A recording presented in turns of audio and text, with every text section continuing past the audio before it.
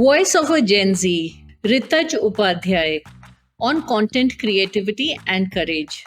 Welcome to another episode of Young Founders Unplugged, where we meet some of the India's most inspiring students, entrepreneurs who are shaping tomorrow's business culture today. Our guest today is Ritaj Upadhyay, the young mind behind Say It, a social media content creation venture that customizes campaigns and digital stories for individuals and small businesses. At an age when most students are scrolling feeds, Ritaj is running one. Let's dive into his journey of creativity, communication, and conviction. Ritaj, let's start at the beginning. What inspired you to start Say It? So, from a really young age, I've been very into reading books, and my parents obviously fueled this a lot, this interest. And I just knew that creative writing was something that I could do. So, I tried it out, and obviously, been doing it for a couple of years before Say It started. And when I was told that I would start a business for my subject, I knew creative writing was the field I wanted to be in. It was perfect for me. It was my interest, it was my passion, it was something I was good at. And observing social media patterns and looking at just the trends right now, you can see that a lot of new businesses are coming up. And not everybody has the time to manage their social media along with their business, that at the beginning at least. So I felt that there was a gap in the market there where I could help them with my creative writing skills and their ideas. We could truly build something special. And we could again and again, we could keep doing this with new businesses, new ideas, new people. And that's where Say It started. The meaning of the name, Say It, the significance it has to me, is in my belief that everybody should get a chance to say what they want, to express themselves, to be vocal about their ideas. You are essentially running a creative agency at such a young age. How do you approach strategy and define content for your clients? Okay, so there are a couple of steps to this.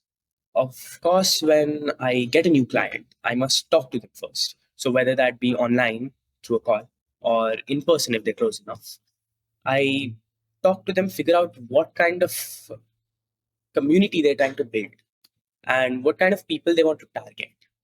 And that obviously narrows down the entire field a lot. And they have a certain idea of what they want to give to the people they're targeting.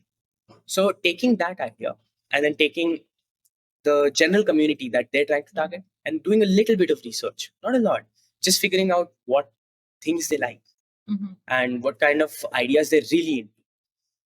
Take those two, put them together, and you have the perfect formula for instant engagement.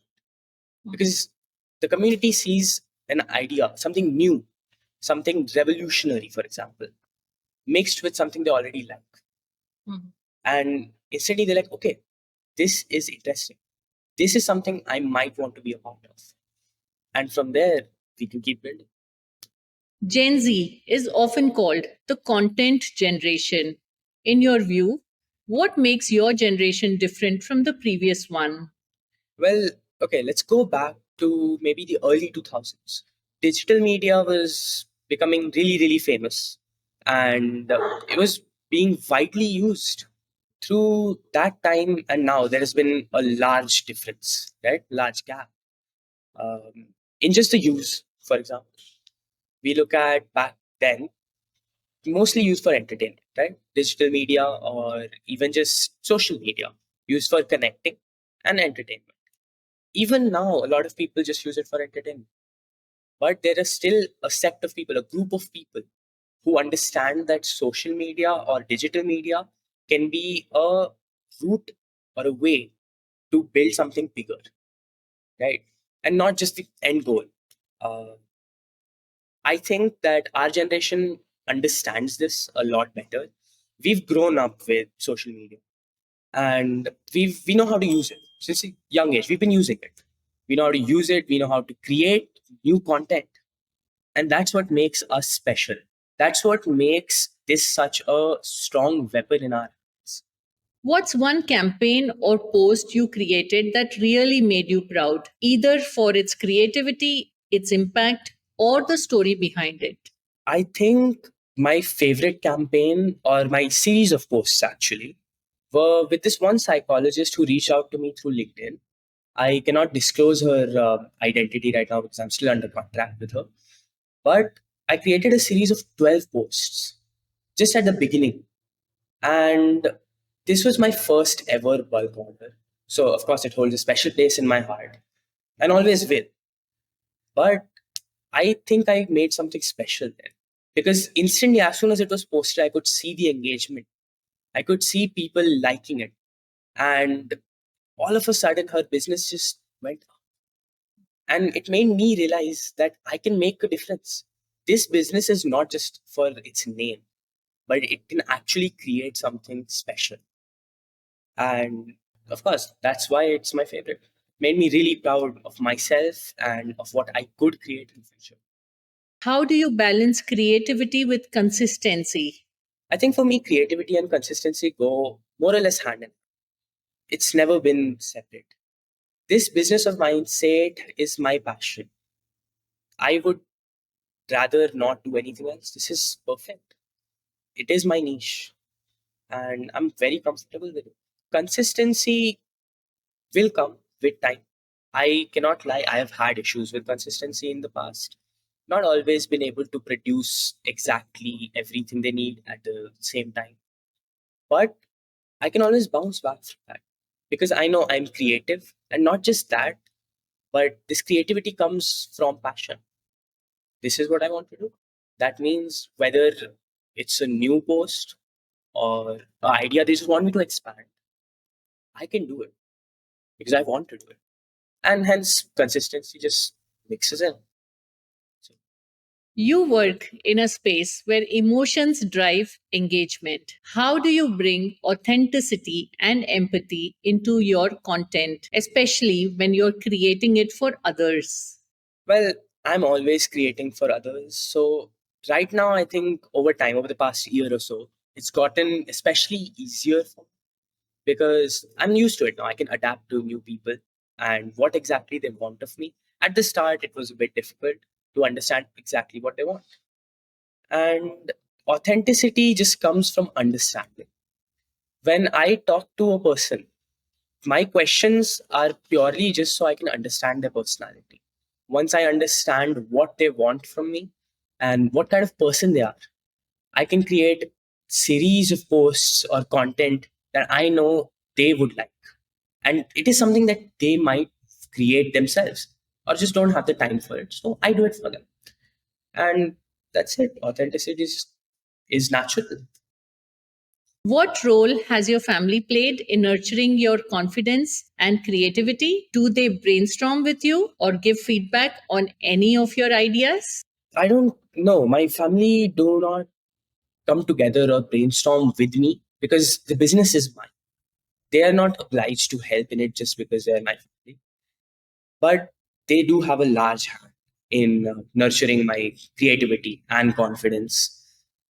I'm now 17, and throughout all these years, they have been behind me, they've supported me.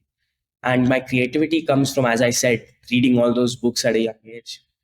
And they always supported it. Doesn't matter, I wasn't doing that great in studies back then because I was too busy reading books. They said, this is what you like, so do it. And I read and I read, and they kept supporting me throughout all those years. And this is where it has landed. Of course, I'm really, really thankful to them for everything they've given me so far. And now I think I can finally do this on my own. I can continue on. This is something I've built, and I would like to continue myself. Oh, that was such a transparent response and so clear and so truthful. Every entrepreneur faces self doubt. Was there a moment you felt unsure and how did you push yourself through it? I would say not just a moment. I started this business on the 1st of January 2025. It was a big moment for me. I was very excited. I thought the orders would start piling in, and I was so ready to work.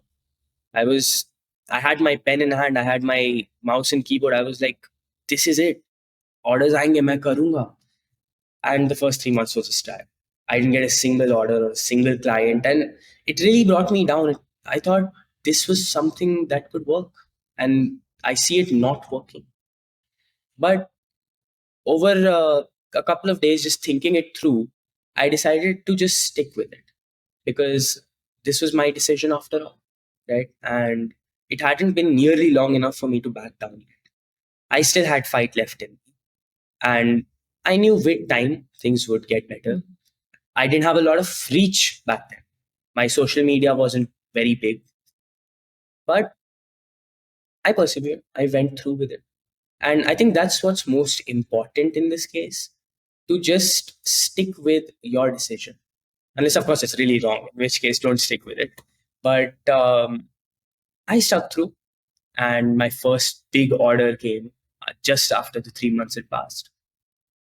And it was a really emotional moment for me because yeah, after waiting so long for an order, after doubting myself and being really really nervous about this entire starting a business, because obviously first time, it finally worked. My passion came through for me, and it was amazing. The entire journey so far has been amazing. I really like your, the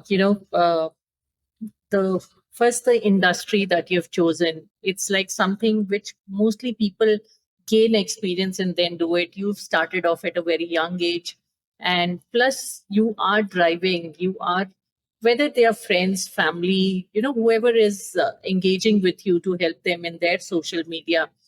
There must also be a reason uh, now for a lot of people not to come and engage with you because of your age. But I think in the next 1 year, when you turn 18 and you're eligible to be, working for people, I'm sure a lot of people will want to use your skills because you're already creating an experience. I hope in so. This field. I hope so.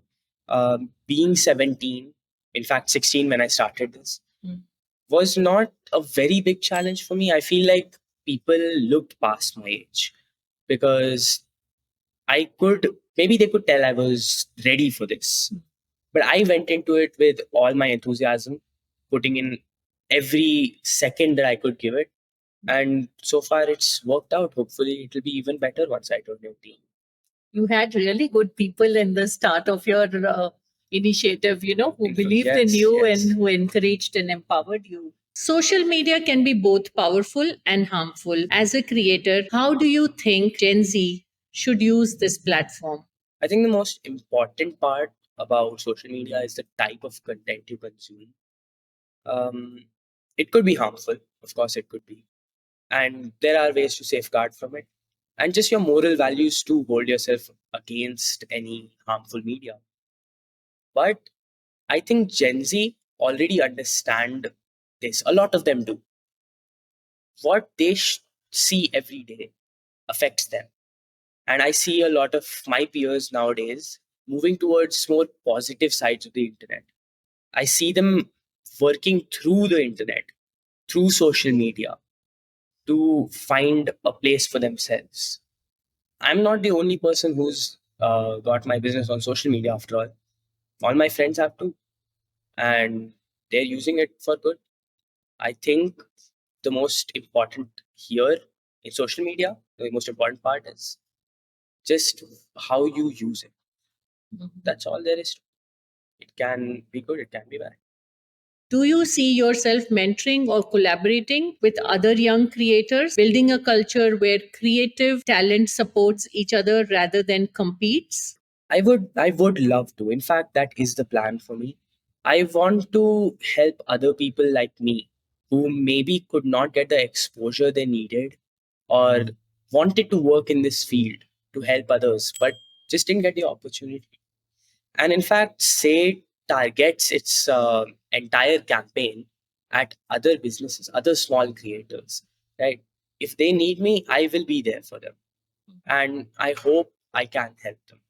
What's next for Say It? Are you planning to expand into influencer marketing, brand storytelling, or maybe something entirely new like AI driven content? AI driven content will never have a place in Say It.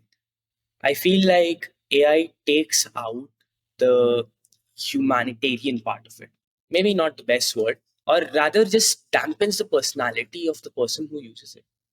I see a lot of businesses using AI now, and they use it well.